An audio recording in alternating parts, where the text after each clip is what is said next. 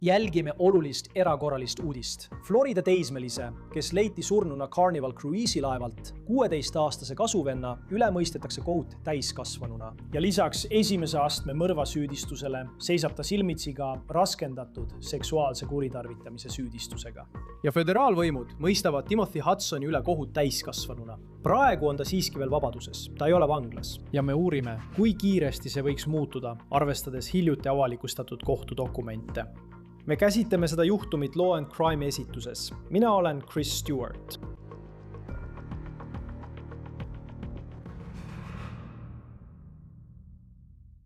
Olgu, asume asja juurde. See on täna suur uudis, juhtumis, mida paljud teist on jälginud. Anna Kepneri kasvuvend on just täiskasvanuna süüdistuse saanud föderaalses mõrvas ja raskendatud seksuaalses kuritarvitamises. Anna Kepner oli 18-aastane ja ta leiti surnuna oma kajutis Carnival kruiisilaeval 2025 aasta novembris. Ja politsei ütleb nüüd, et tema enda kasuvend, keda me nüüd esimest korda nimepidi nimetame, kuna tema üle mõistetakse kohut täiskasvanuna, Timothy Hudson, väidetavalt viibis ta koos Anna Kepneriga kajutis. Nüüd on meil käes mõned uued kohtudokumendid ja need tõstatavad väga huvitava küsimuse. Nüüd, kui need süüdistused on avalikud ja me näeme, kui tõsised need on, see on ametlik süüdistusakt ja Timothy Hudsonile on esitatud süüdistus mõrvas ja raskendatud seksuaalses kuritarvitamises. Talle esitati esmakordselt süüdistus veebruaris alaealisena ja ta on elanud ühe pereliikmega. Aga nüüd, kui need süüdistused on täiskasvanute kohtus avalikustatud, peab mõtlema, kui tõenäoline on, et ta veedab selle juhtumi edenedes aega vanglas. Ma hakkan rääkima endise Florida osariigi prokuröriga, et aidata meil sellele küsimusele kohe vastust leida. Ma tahan rääkida sellest, kuidas see juhtum on kuude jooksul arenenud, sest me oleme seda päeva kaua oodanud. Kui minna tagasi 7. novembrisse 2025, siis just siis oli üks Carnival kruiisilaev nimega Horizon teel tagasi Miami sadamasse. Ja selle laeva kajutis leidsid meeskonnaliikmed 18-aastase Anna Kepneri surnuna. Ta ei ilmunud sel hommikul hommikusöögile. Tema perekond oli mures. Seejärel läksid meeskonnaliikmed kajutisse ja leidsid ta väidetavalt teki sisse mässituna, päästevestidega kaetuna ning voodi alla topituna. Hiljem määras Miami-Dade maakonna kohtuarst tema surma põhjuseks mehaanilise lämbumise. See oli põhjustatud käelukust. Tema lahkamine näitas, et ta kägistati surnuks. Nüüd, siin on see, mida me teame Anna Kepneri kohta ja mis viis selle looni 7. novembril sellel kruiisilaeval. Ta oli pärit Titusville'is Floridast, umbes 3 tunni kaugusel Miamist põhja pool, kus ta oli järgutustüdruk. Ta plaanis pärast keskkooli lõpetamist liituda mereväega ja ta oli sellel kruiisil segapere liikmena. Inimesed tulid kokku, püüdes alustada uut traditsiooni. Ta oli koos oma isa, kasuema ja kasuema 2 lapse ning vanavanematega. Nüüd, üks tema kasuema lastest, 16-aastane poiss Timothy Hudson. Siin on see, millele uurijad on viidanud. Anna ja Timothy jagasid kajutit, kus ta väidetavalt leiti. Ja kohtudokumentide kohaselt näitab valvekaamera salvestis, et sel ööl ei läinud kajutisse ega tulnud sealt välja keegi peale Anna Kepneri ja Timothy Hudsoni. FBI vaikis selle juhtumi osas kuid. Aga väga ainulaadsel viisil saime teada, kuidas uurimine edeneb. Tänu ühele seosetule hooldusõiguse kohtuasjale, mis puudutas Anna Kepneri kasuema ja tema endist abikaasat. Ja see puudutas Timothy Hudsoni ning tema noorema venna hooldusõigust. Ja selle hooldusõiguse juhtumi käigus saime teada ka seda, et väidetavalt tunnistas Timothy ema, et ta jättis kruiisil 2 järjestikusel ööl, sealhulgas ööl, mil Anna suri, Timothy unetusravimi andmata. Ja peab mõtlema, kuidas see hakkab mõjutama kaitset, kui see juhtum nüüd edasi liigub. Siis tuleb veebruar. Ja siis nägime esimest korda Timothy Hudsonit föderaalkohtusse minemas. Aga tol hetkel polnud meil tegelikult selge, milles menetlus seisnes. Ajakirjanikud küsisid temalt otse, kui ta kohtusaalist välja tuli, kas ta tappis oma kasuõe või mitte, kuid tal polnud sellele vastust. Tema advokaat ei öelnud midagi. Ja nad lihtsalt kõndisid vaikselt minema. Tema pea oli maas ning kaetud mütsi ja kapuutsiga. Aga mis tol päeval kohtusaalis toimus, jäi ebaselgeks, sest juhtum oli suletud, kuna talle esitati süüdistus alaealisena. Ja küsimus, mida kõik küsivad, kas talle esitatakse süüdistus alaealisena, mille korral ta vabastataks süüdimõistmise korral 21-aastaselt või läheb see juhtum täiskasvanute kohtusse. Ja nüüd on meil täna sellele vastus olemas. ning see tuli tõelise pommuudisena, sest näeme äsja avalikustatud kohtudokumente, mis muudavad arusaama sellest, kuidas see juhtum võib areneda. Nii, et vastavalt täiendatud süüdistusaktile, mis esitati 10. märtsil Miami föderaalkohtus ja mis just avalikustati, föderaalne suursõri on esitanud Timothy Hudsonile ametliku süüdistuse esimese astme mõrvas, väites, et Hudson, tsiteerin, pani teadlikult ja ebaseaduslikult toime ning üritas toime panna mõrva. See tähendab tahtlikku, kaalutletud, pahatahtlikku ja etteplaneeritud Anna Kepneri tapmist, kusjuures süüdistuse kohaselt oli tegemist eelnevalt läbimõeldud teoga, mitte hetkeemotsioonist ajendatud kuriteoga.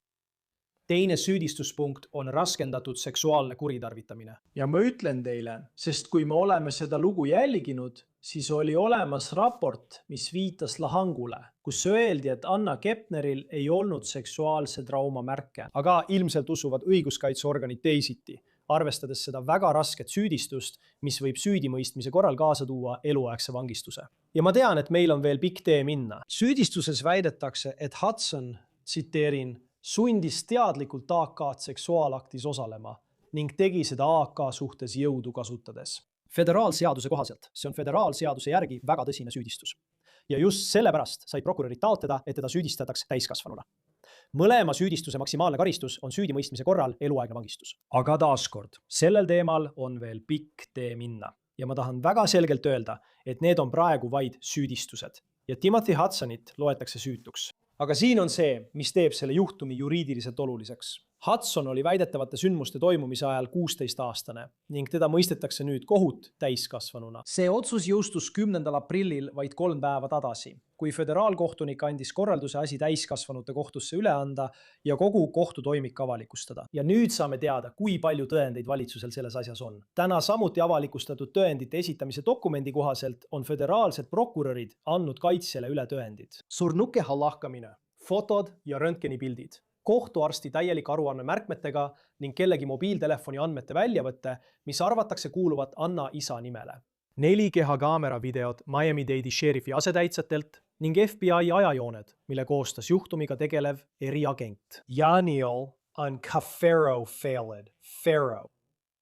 Need on 3-mõõtmelise kuriteopaiga rekonstruktsiooni pildid, mis väidetavalt näitavad, kuidas Anna keha selles majakeses leiti. See kõik on selle juhtumi edasise käigu seisukohalt oluline. Ja see viitab sellele, et prokuratuur paneb kokku väga põhjaliku süüasja. Ja juhtumis täielikult aru saada, räägime natuke sellest perekonnast ja nende vahelistest suhetest, sest see on mõnevõrra keeruline. Sul on Anna isa, Christopher Kepner, kes abiellus naisega nimega Chantel. Ja Chantel on Timothy Hudsoni bioloogiline oma. Nii et Anna ja Timothy saavad selle abielu kaudu kasuõdedeks vennadeks. Nüüd, sellel kruiisil kuulusid perekonnagruppi Anna isa, tema kasuema Chantel, Anna bioloogiline vend ja siis Chanteli 2 last. Sul on Timothy, kes on 16-aastane ja tal on 14-aastane vend. Nüüd, 3 teismelist ühes kajutis ja täiskasvanud väidetavalt elamas teisel pool koridori sellel kruiisil. Ja selle mitte seotud hooldusõiguse kohtuistungi tunnistuste kohaselt, mida me oleme jälginud, kinnitas Chantel ise, et Anna ja Timothy jagasid seda tuba koos. Ta tunnistas ka, et Timothyl oli vaja ravimeid ATH ja unetuse vastu. On olemas öine tablet, mida ta väidetavalt võtab nimega klonidiin ja väidetavalt jäi tal see ravim võtmata mitte 1, vaid 2 ööl kruiisil. Ja see hõlmab ka ööd, mil Anna Kepner suri. Chantel tunnistas, et ta jäi magama enne, kui andis Timothyle selle tableti. Nüüd, mis puudutab Anna Kepneri ja tema kasuvenna suhet, siis selle kohta on erinevaid kirjeldusi. Anna Vanavanemed, kes oli kruiisil, ütlesid ABC Newsile, et Anna ja tema kasuvend olid, tsiteerin, nagu sukk ja saabas. Tõeline õe-venna side. Aga siis on veel ühe Anna endise poissõbra isa, kes rääkis Inside Editionile hoopis teistsuguse loo. Ta ütles, et Timothyl oli, tsiteerin, kinnisidee Anna suhtes. Ta väidab ka, et Timothyl oli nuga kaasas ja et Timothy ronis kord Anna peale, kui too magas. Ja isa sõnul kartis Anna Timothyt nii väga, et ta magas tegelikult sõprade juures, et teda vältida. Nüüd, me ei tea, kumb neist versioonidest on tõsi. Me ei tea, millist versiooni uurijad usuvad, kuid ilmselgelt on siin tegemist väga tõsiste süüdistustega. Ja on selge, et perekonna dünaamika on keskne selle mõistmisel, mis võis juhtuda sellel laeval ja selles kajutis. See toob meid tagasi küsimuse juurde, millega me täna alustasime. Sest nüüd, kui Hudson seisab silmitsi eluaegse vangistusega, on tal ees erakordselt tõsised süüdistused. Ettekavatsetud esimese astme mõrv ja raskendatud seksuaalne väärkohtlemine. Täna on ta endiselt vabaduses. Ja paljud inimesed mõtlevad, miks? Siin on põhjus. Hudson vabastati algselt alaealiste õigusrikkumiste seaduse alusel. Teised reeglid, teised standardid. Kuid nüüd on ta kohtu silmis täiskasvanu. Ja valitsus ütleb, et need vanad reeglid enam ei kehti. Ja see vastus muutus just keerulisemaks. Sest me saime ka uue avalduse, mille föderaalsed prokurörid täna esitasid, paludes kohtunikul tema vabastamine tühistada ja Timothy Hudson eelvangistusse panna. Kui kohtunik selle avalduse rahuldab, võidakse Hudson mõne päeva jooksul vahi alla võtta. Praegu on Timothy Hudson kohtuandmete järgi vabaduses, kuid see võib muutuda. Meil on olemas see avaldus, mille föderaalsed prokurörid täna 13. aprillil esitasid ja nad paluvad kohtunikul tema vabastamine koheselt tühistada. Siin on nende argument kohtuavalduse järgi. Nad ütlevad, et Hudson vabastati algselt alaealiste õigusrikkumiste seaduse alusel, millel on erinevad reeglid. Kuid nüüd, kui ta on ametlikult üle viidud täiskasvanute kohtusse, väidavad nad, et alaealiste seadus enam ei kehti. Selle asemel ütlevad nad, et nüüd kehtib Cauchoni reformi seadus. Ja Cauchoni reformi seaduse kohaselt kirjutavad prokurörid, et Hudson on oht teistele ja tuleks eelvangistusse võtta. Ja nad jätkavad, et puudub kindlust, mis ühelgi kohtul ei saa kunagi olla. Et ükski tingimus või tingimuste kombinatsioon oleks piisav, et takistada süüdistataval olla oht teistele. Et mõista, kus ta praegu on, näitavad kohtudokumendid, et Hudson on elanud oma onu juures Kesk-Floridas. Teda jälgitakse GPS-i abil ja tal ei ole lubatud olla üksi alla 18-aastastega. Ja siin on veel midagi, mida me täna nendest dokumentidest teada saime. Timothy onu pidi minema kirikuretriidile koos oma pojaga. Nii et kaitse palus ajutist muudatust, mis lubaks Hudsonil jääda oma tädi juurde ja isegi minna tööle koos oma isaga, kes juhib haljastusfirmat. Prokuratuur ei olnud selle taotluse vastu. Kohtunik rahuldas selle. See muudatus kehtis 8. aprillist kuni tänaseni, 13. aprillini, mis tähendab, et täna need eriload aeguvad. Ja ta läheb tagasi algsete tingimuste juurde, aga peab küsima, kas sellel on nüüd see tähtsust, sest prokuratuur taotleb nüüd tema vabastuse täielikku tühistamist. Kohtunik ei ole selle taotluse üle veel otsust teinud, kuid prokuratuur taotleb istungit, et oma seisukohta esitada, mis viib meid järgmise küsimuseni. Ja just sellepärast kutsusimegi oma külalise. Mis nüüd edasi saab? Kas kohtunik tühistab tõesti selle 16-aastase vabastuse, kes seisab silmitsi võimalusega saada eluaegne vanglakaristus föderaalses vanglas? Ja kuidas see muudab mõlema poole õigusstrateegiat? Liitub meiega nüüd Lõuna-Floridast, et rääkida natuke selle juhtumi arengutest. Palm Beachi maakonna endine osariigi prokurör Dave Ehrenberg. Alati on hea meel sind siin Law and Crime'is näha. Ma tean, et me oleme sellest juhtumist varem rääkinud, sest tundus, et nädala järel lihtsalt ootasime neid uudiseid ja täna need lõpuks tulid. Mis sulle silma jääb selles, millega föderaalprokuratuur näid 16-aastast Timothy Hudsonit süüdistavat? Hea meel tagasi olla, Chris. Ma arvan, et tegemist on seksuaalse rünnakuga. See on uus teave. Me ei olnud tegelikult selle ulatuses teadlikud, sest föderaalvõimudel on vaja seost, et muuta see föderaalkuriteoks. Ma tean, et see toimus avamerel, aga tavaliselt ei esita nad lihtsalt tavalise mõrva süüdistust. On olemas kuriteo käigus toime pandud mõrv. See peab aset leidma mõne teise kuriteo kontekstis ja selleks on seksuaalne rünnak. Nad esitavad ka ettekavatsetud mõrva süüdistuse. See on tavaliselt osariigi kuritegu, mitte föderaalne. Aga minu jaoks on kõige suurem üllatus seksuaalse rünnaku süüdistus. Ma arvan, et inimesed eeldavad, et kuna neil oli õdede-vendade suhe, siis see oli ebatõenäoline. Aga tuletage meelde, et tegemist oli kasuõega. Ja on olnud mõningaid süüdistusi, millest me teadsime, mis puudutavad kasuvenda. Ja need süüdistused esitas ohvri endine poissõber, kes arvas, et selle kutiga toimub midagi sobimatut. Nii et fakt on nüüd see, et föderaalvõimudel peab olema piisavalt tõendeid, et süüdistus esitada, sest nad saavad eetiliselt esitada süüdistuse ainult siis, kui nad arvavad, et suudavad seda žüriile tõestada väljaspool mõistlikku kahtlust. Ja tead lihtsalt tavasi minnes, sest ilmusid mõned raportid, kui kõik püüdsid seda juhtumit paremini mõista, et seksuaalvägivalla märke ei olnud. Aga ilmselt Justiitsministeeriumi sõnul see ei vastanud tõele. Nemad usuvad, et on küll. ja siis on sul jah, see lugu kasuvennast ja inimestest, kes tema kohta ütlesid, et ta oli natuke, ma arvan, sisse võetud Anna Kepnerist, nagu nad ütlesid. Ja nüüd sa näed, kuidas see kõik areneb. Ja praegu ei ole meil veel kriminaalkaebust, mis täpselt kogu loo lahti seletaks. Ta on 16-aastane ja tead, sa oled alaealine kuni 18. eluaastani tavaliselt. Miks teda siis kohtu alla antakse? Ma tean, et need on tõsised kuriteod, aga mis on tegelikult see piir, mille alusel teda täiskasvanute kohtus süüdistatakse, mitte ei jäeta alaealiste süsteemi? Esiteks, kui ta on alaealine, siis on surmanuhtluse taotlemine põhiseaduse vastane. See on välistatud. Aga miks nad siis tahavad talle süüdistuse täiskasvanuna esitada? See on sellepärast, et täiskasvanute süsteem on paremini varustatud sellise väidetavalt väga vägivaldse kuriteo käsitlemiseks. Sest kui sulle esitatakse süüdistus alaealisena, siis alaealiste süsteemil on üldiselt pädevus ainult kuni 21 eluaastani. Nii et sa räägid kellestki, kes võib süüdi mõistetuna vabaneda 21-aastaselt. Ja sellepärast ei ole see süsteem täielikult valmis selliste olukordadega tegelemiseks. Täiskasvanute süsteemil on rohkem paindlikkust, kus nad saavad anda kellelegi nii karistust kui ka rehabilitatsiooni. Nad võivad karistust kombineerida. Ta võib osa ajast veeta noorteasutuses ja seejärel üle viia täiskasvanute asutusse. Aga sa annad ta kohtu alla ainult alaealiste kohtus, siis piirad sa oma pädevust ja sisuliselt tagad, et õiglus ei saa teoks, sest ta pääseb väga noorelt vabaks. No ja tead, üks osa sellest on ka see, et ta on kogu selle aja vaba olnud pärast seda, kui see kõik juhtus. Tead, väidetavalt novembris toodi Anna Kepneri keha laevalt maha. Usutakse, et 6. novembril on kuupäev, mil öeldakse, et ta tapeti. Ja ta pole sellest ajast saadik vahi all olnud. Tead, me nägime teda kohtus Miamis veebruaris, kui ma ei eksi, ja siis esitati talle selle süüdistus alaealisena. Ta on kogu selle aja elanud sugulase juures. Ja nüüd teda siis antakse täiskasvanuna kohtu alla.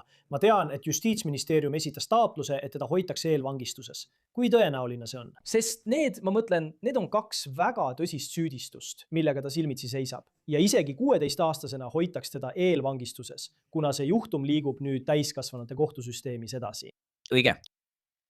No, see sõltub kohtunikust. Ja kuna süüdistused on nüüd nii tõsised, siis on ebatõenäoline, et ta vabastatakse ja lubatakse vanemate juurde elama. Ma mõtlen üldiselt, kui sind süüdistatakse esimese astme mõrvas, siis sind enne kohtuprotsessi tavaliselt vabaks ei lasta.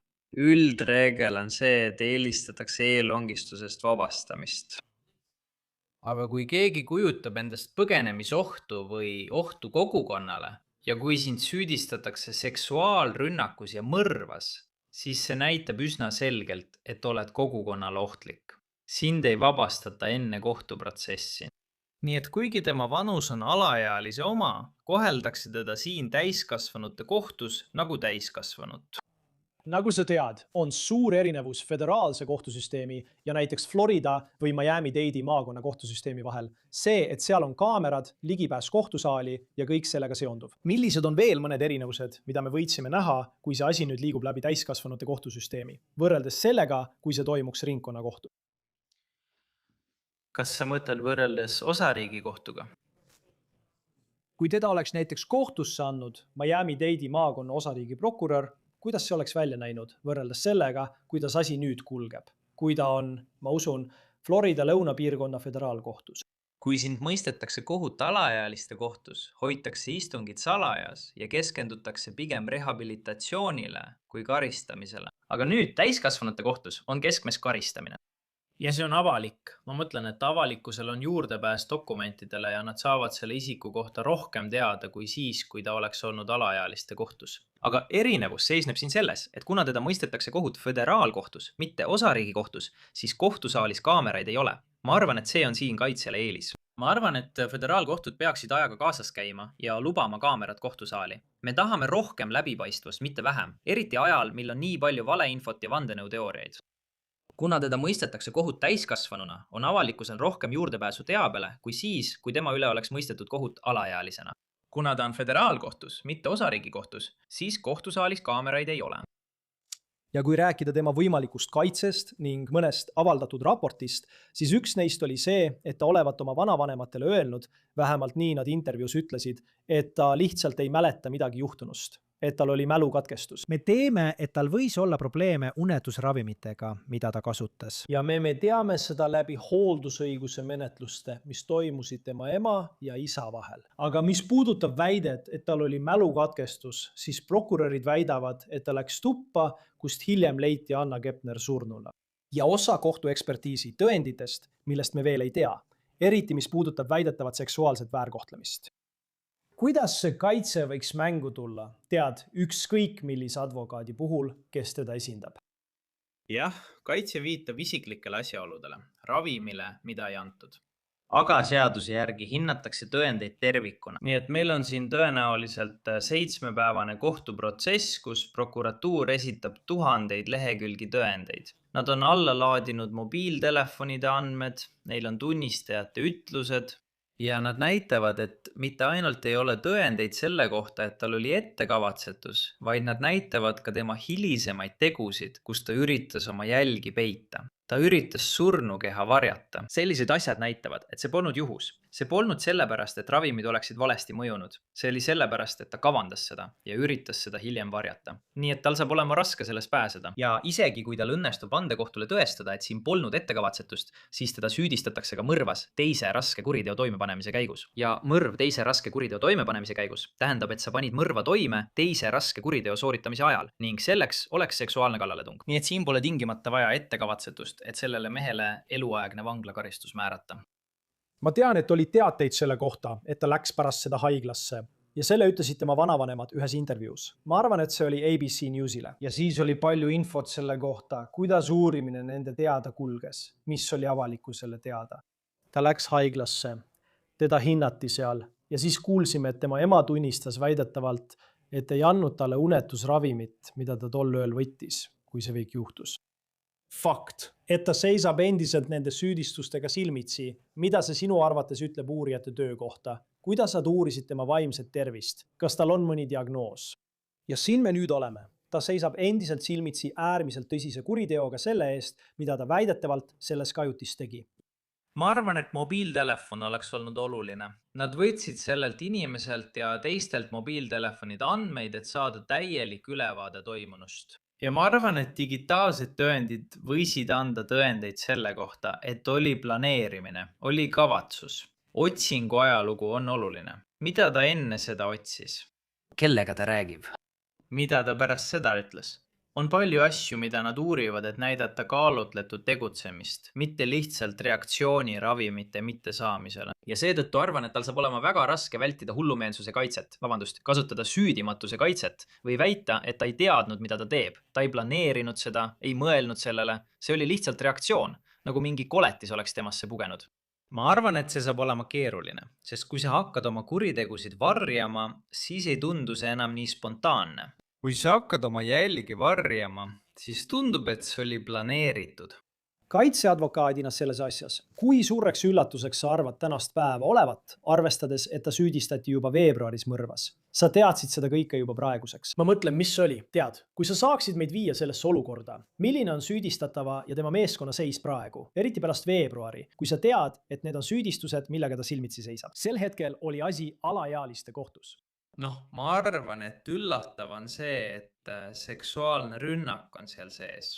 See oli midagi, milles ma arvan, et me kõik olime ebakindlad, sest me teadsime, et toimus mõrv. Nii et ma saan mõrvasüüdistusest aru, aga siis see seksuaalne rünnak, see on midagi uut. Aga mis puudutab kriminaalkaitseadvokaate, siis ma pakun, et nemad olid sellest ette teadlikud. Neid ei tabata tavaliselt ootamatult. Nad teavad, kuhu asi liigub, milliseid kohtukutseid on juba välja antud, kui kaua uurimine aega võtab ja USA prokuratuuri lekete põhjal olid nad selleks valmis. Ma olen kindel, et nad ütlesid oma kliendile, et sind süüdistatakse mõrvas ja võib-olla isegi seksuaalses rünnakus, sest nad teavad, mis juhtus. Nad rääkisid kliendiga ja ütlesid, et see asi ei lähe alaealiste kohtusse. Seega ma ei usu, et kaitsjad siin oleksid ootamatult tabatud olnud. Võib-olla oli perekond ootamatult tabatud, sest nad näivad endiselt elavat omas mullis, rääkides, kui imeline oli suhe kasuõdede vendade vahel. Õige. Tegelikult paistab, et see oli hoopis teistsugune. Jaa, ma mäletan seda lauset. Ma arvan, et see oli vanaema, kes ütles, et nad olid nagu sukk ja saabas. ja kui nüüd neid süüdistusi vaadata, on seda raske uskuda. Muidugi võib see, kuidas inimesed oma perele paistavad ja milline on tegelikkus, olla vahel väga erinev. Kui ta leitakse süüdi olevat.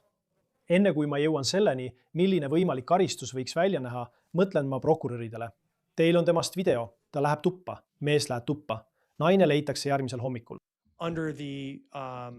Selle kajuti voodi alt ja mees lahkub toast. Mõnes mõttes võib kõrvalt vaadates tunduda, et tegemist on üsna lihtsa ja selge juhtumiga. Kui kindlad prokurörid praegu on? Ma tean, et ükski juhtum pole kunagi 100% kindel, aga tundub, et neil on üsna selge ja lihtne lugu, mida nad võiksid esitada selle kohta, mis selles toas juhtus. Ja, tema oli viimane, kes teda elusana nägi. Tema oli viimane, kes temaga koos oli. Ja sa oled kruiisilaeval. See pole ju nii, et sa oleksid kuskil metsikus looduses. Kaamerad on igal pool. On olemas uksekaardid, mille abil saab teada, kes ja millal kusagil käis. Seega on kruiisilaeval sellise kuriteoga raskem vahele jäämata hakkama saada. Ja kui nad küsisid temalt tema eelmisel õhtul tehtu kohta, kui nad teda küsitlesid, ütles ta, et ei mäleta. See ei ole just see, mida ütleksid, kui oma süütust kinnitad. Ja ma arvan, et neil on selle mehe vastu kindlad tõendid olemas. Suur küsimus oli, kas ta saab kasutada ravimite ja oma vanuse, kuna ta on alaealine, ettekäänet enda kasuks, kuid ilmselt mitte. Ei, ja nüüd, kui ta nende süüdistuste osas süüdi mõistetakse, eks näis, kuidas asjad arenevad, siis mõlema süüdistuse puhul, millega ta silmitsi seisab, on maksimaalseks karistuseks eluaegne vangistus. Aga ikkagi 16-17 aastaselt tead föderaalvanglasse minek. Milline elu oleks nii noore inimese jaoks, kui ta mõistetakse süüdi nii tõsistes süüdistustes? Seadus lubab alaealisele määrata eluaegse vangistuse, mitte surmanuhtlust, kuid selleks tuleb siiski täita lisatingimusi. Eluaegset vangistust pole nii lihtne määrata. Tuleb läbida alaealiste eritingimused ja siis leida, et eluaegne vangistus on sobiv. Ja lisaks on võimalus, et see inimene võib mingil hetkel vabaneda, sest tal on hiljem võimalus ülevaatuseks. See ei ole eluaegne vangistus ilma tingimisi vabastamiseta, kuid see on siiski eluaegne vangistus. Ja isegi parimates tingimustes tema jaoks ei pääse ta vanglast välja. Kui ta mõistetakse süüdi ja talle määratakse eluaegne vangistus, siis ta ei pääse aastakümneid vanglast välja. Ja see on palju parem kui alaealiste süsteem, sest kui ta oleks alaealiste süsteemis süüdi mõistetud, oleks ta tõenäoliselt 21 eluaastaks juba vaba. Ja mida sa arvad ajakavast? Ma tean, et föderaalsüsteemis liiguvad asjad väga aeglaselt. Võimude sõnul suri Anna Kepner 6. novembril. Nüüd on aprilli keskpaik ja ta seisab täiskasvanuna süüdistuste ees. Mida sa arvad sellest ajakavast, et jõuda sellesse punkti? Prokuröridel on ainult üks võimalus, sest kui kedagi süüdistatakse, hakkab jooksma kiire kohtumenetluse tähtaeg. Kui sa esitad kellelegi süüdistuse liiga vara ja sa pole valmis, võib kaitse kasutada kiire kohtumenetluse reeglit ning siis oled sunnitud kohtusse minema ilma, et kõik oleks korras. Nad ei tahtnud, et see juhtuks. Siin on tegemist mõrvajuhtumiga. Seega on parem asju alguses aeglustada ja viivitada, kui lasta neil hiljem igaveseks vabaks saada. Jah, eks näeme, mis saab. Ilmselgelt on täna suur areng. Dave Ehrenberg, alati on hea sind siin Law and Crime'is näha. Aitäh, et meiega olid. Aitäh, et mind kutsusite. Sellega on kõik Law and Crime'i saatega On The Case. Teli meid YouTube'is ja Spotify's. Samuti striimime ka Peacockis. Mina olen Chris Stewart. Kohtume järgmine kord.